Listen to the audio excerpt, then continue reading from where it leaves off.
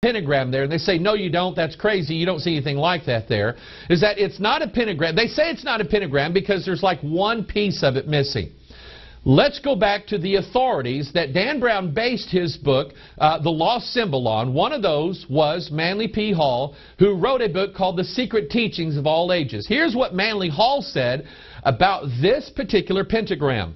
He said the pentagram is the figure of the microcosm, the magical formula of man. It is the one rising out of the four. The four here that he's talking about would be the four base pairs of your DNA, adenine, guanine, cytosine, and thymine, joining together to make the DNA ladder. Remember, the concept is that they shall mingle themselves with the seed of men, which means that they will add something to man's DNA. So here you have a figure that represents the number 4 with something else added to it. That is the nature of the pentagram.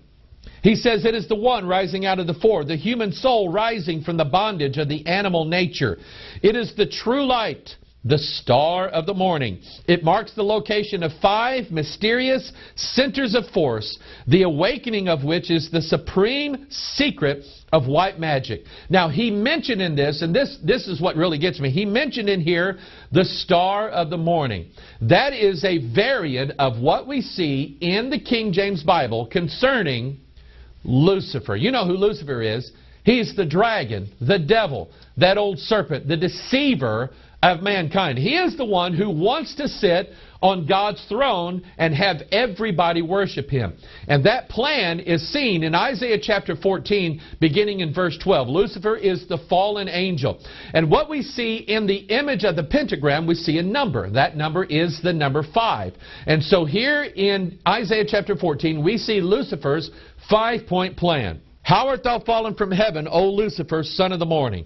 How art thou cut down to the ground, which didst weaken the nations? For thou hast said in thine heart, number 1, I will ascend into heaven. Number 2, I will exalt my throne above the stars of God. Number 3, I will sit also upon the mount of the congregation in the sides of the north. Number 4, I will ascend above the heights of the clouds. And number 5, I will be like the Most High. His plan is to ascend into heaven and sit in the throne that God currently sits on right now. That is the meaning, the real true meaning behind the pentagram. So here we have, remember our concept of 2 cities now. We have heavenly Jerusalem and we have Mystery Babylon the Great. Mystery Babylon the Great wants to ascend. She wants to rise up. Her symbol then is the pentagram because it represents the plan of Lucifer to take over the authority away from God in heaven. You remember back in Isaiah 14 it said, how art thou fallen from heaven, O Lucifer? Then we take that concept of the number 5, we go to the book of Revelation when the trumpet judgments are sounding, and we find in Revelation chapter 9 verse 1, the 5th angel sounded, and I saw a star fall from heaven unto the earth, and to him was given the key of the bottomless pit. We talked about that key in the last video. That key actually opens up the pit and releases Abaddon, Apollyon, whose name is another Jesus. That's how Paul referred to him.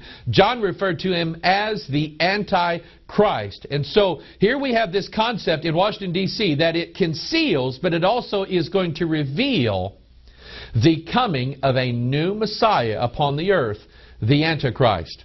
Now, getting back to that idea that it's not a pentagram in Washington, D.C. because there's a line missing, let's look at what Manly Hall said about that missing line. He said, the pentagram is used extensively in black magic, but when so used, its form always differs in one of 3 ways. The star may be broken at one point by not permitting the converging lines to touch. It may be inverted by having 1 point down and 2 up. Or it may be distorted by having the points of varying lengths. See, all 3 of those apply here. When used in black magic, the pentagram is called the sign of the cloven hoof, or the footprint of the devil. The star with 2 points upward is also called the goat of Mendes because the inverted star is the same shape as a goat's head. When the upright star turns and the upper point falls to the bottom, it signifies the fall of the morning star. That is exactly what we read in the pages of the Scripture. And remember, Manly Hall is not a conspiracy. He's not Mike Hoggart. Manly Hall is sort of like the great philosopher of Freemasonic thought. I mean, this guy has a huge library of thousands upon thousands of volumes, and he knew a lot about the occult, and he knew a lot about the secret teachings, and he didn't make this stuff up. This is at the core of the idea of why there's a pentagram there. But the pentagram reveals something that I think is, of course, it goes along with Isaiah 14 and the rule of Lucifer over the universe. Lucifer is the great architect of the universe. I don't know if you knew that, but it is Lucifer. He is the god of Freemasonry. But it also has a more diabolical meaning than that. Remember the whole concept of male and female together, the fusion of opposites, the sons of God mingling with the daughters of men.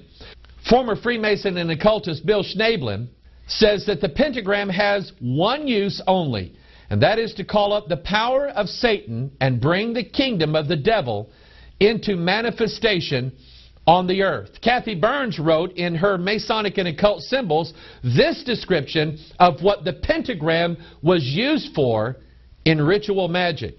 She says the great rite invocation specially declares that the body of the woman taking part is an altar with her womb and generative organs as its sacred focus and reveres it as such. The high priestess then lays herself down towards the altar and her arms and her legs outstretched to form the pentagram.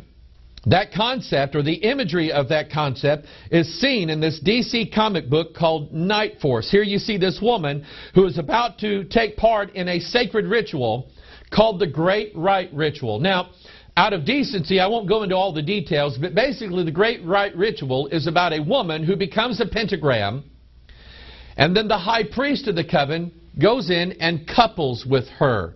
That is fornication, the Bible calls it, but it's the sacred fornication, or the concept of the sacred feminine, or as we learn from the Da Vinci Code, what's called hieros gamos. The Gnostics believe that every human being has a spark of divinity inside of him, and that divinity will rise up to full-blown godhood by way of a certain ritual. Well, that ritual is the Great Rite Invocation, ritualistic fornication. So I want you to think about this for a minute.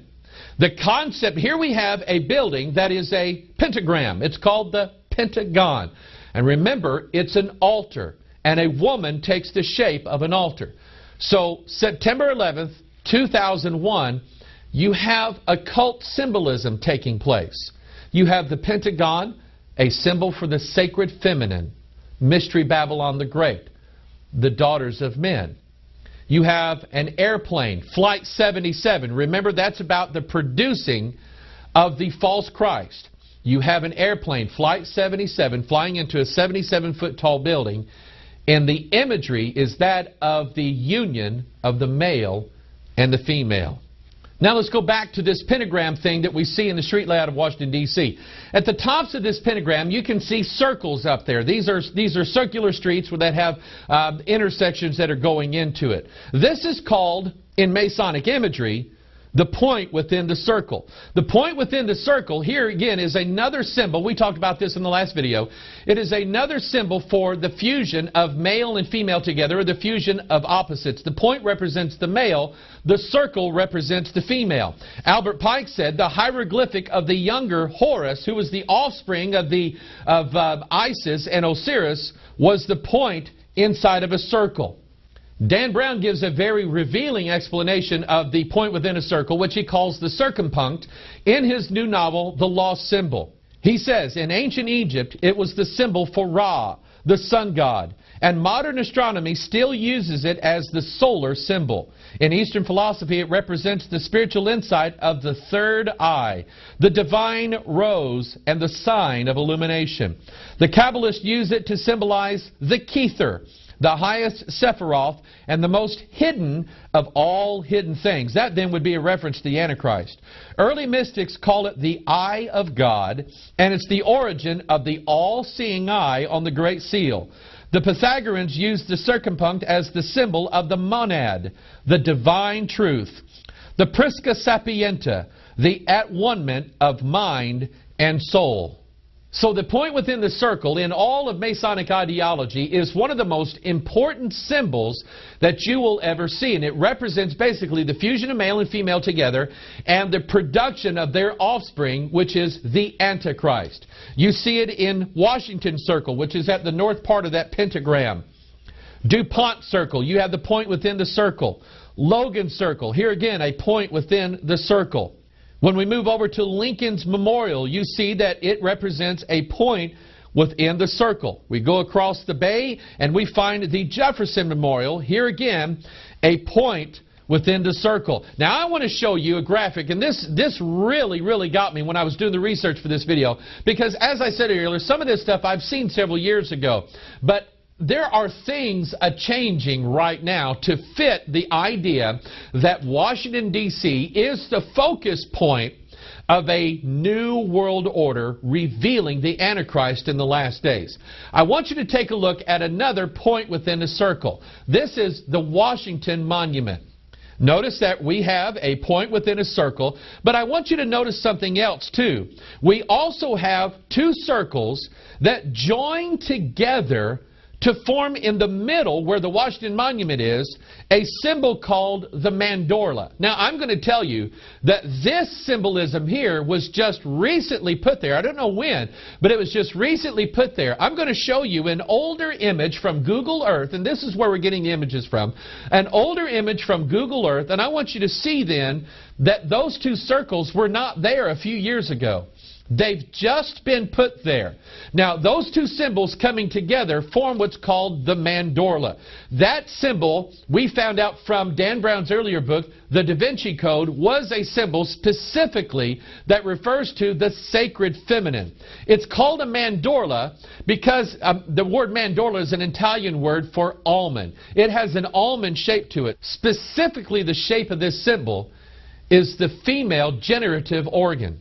The two circles coming together then show the fusion of things that are opposite. The heavenly kingdom or the angelic kingdom fusing themselves with the earthly kingdom on the earth to form a new world order government, a new leader called the Antichrist, and a new human being, the divine man. The symbol itself of the female generative organ basically goes along with annuit coeptus, which means the birth or the undertaking of a new world order. The mandorla symbol can be seen in religious icons. Here's an image of the Virgin Mary, who is the sacred feminine, Mystery Babylon the Great, the mother of harlots. Here's another image of a Christ-like figure being born through this image. This image here is of the Chalice Well in England, where supposedly the Holy Grail was, the blood of Christ was poured into this, and water that flows from this well is red, and they built this little spring well from this Chalice Well to form the symbol of the divine mandorla. And I'm going to throw this one in just in case you're not buying it so far. Last year there was a movie came out called The Day the Earth Stood Still. Now this movie was based upon an older movie back in the 50s. And of course, now get this now, this movie is about aliens coming down to the earth to make mankind better. And that's exactly what happens. The imagery that you see at the very beginning of this movie is the imagery of two circles coming together to form the mandorla, the idea of the two opposites joining together to form a new world or a new world order.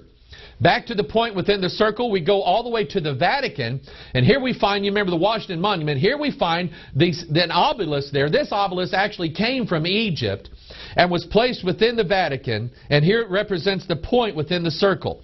Dan Brown reveals that the mural that is in the ceiling of the Capitol Rotunda forms the circumpunct, or the point, within the circle.